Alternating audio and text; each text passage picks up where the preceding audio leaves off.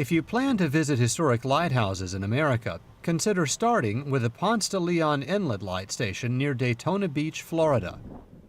Like many of the other historic lighthouses open to the public nationwide, you'll find a lovingly restored masonry tower. You can climb the 203 steps to the top of the 175-foot tall lighthouse and enjoy stunning views in every direction. There are also restored keepers' houses and other support structures that interpret life here for the keepers and their families since the tower was constructed in the 1880s.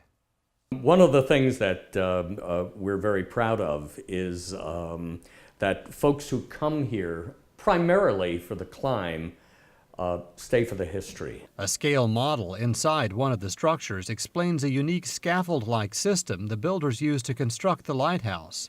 Here's a photo of the real thing in use.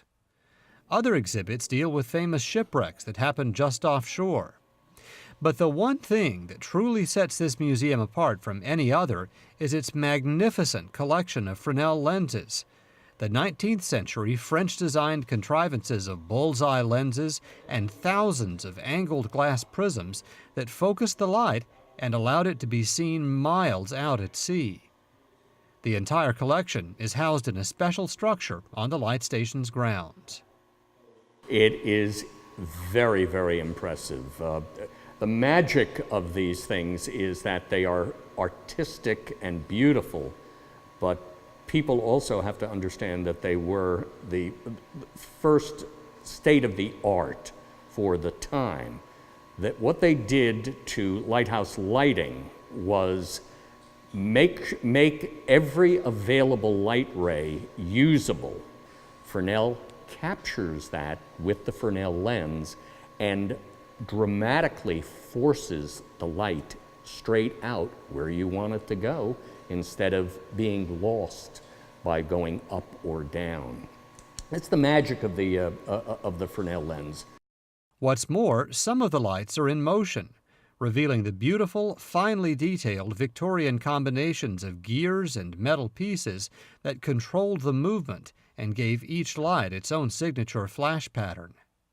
Before electricity, it worked by a clockwork mechanism or weights on chains, and it was a counterweight structure, much like a grandfather's clock, where you would actually crank the lead weight up to the top, and then it would gradually counterweight with itself, with its other weight.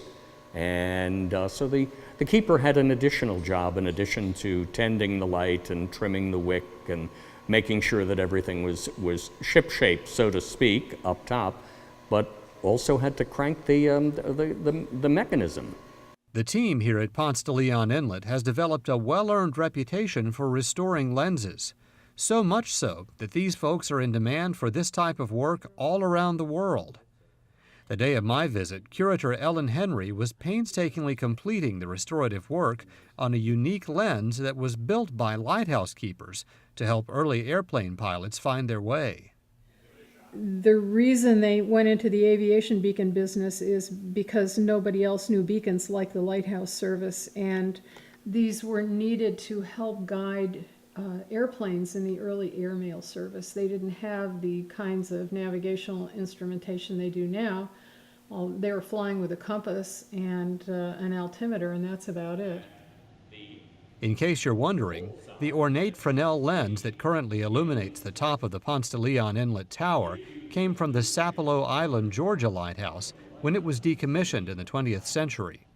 Our characteristic, established in 1933, is 6 flashes over 15 seconds, evenly spaced over 15 seconds, and then there is what is called a 15-second eclipse. That is a solid but muted white light, and then the flashing repeats. So it's 6 flashes, 15 seconds, a 15-second eclipse, and then repeat of the flashes.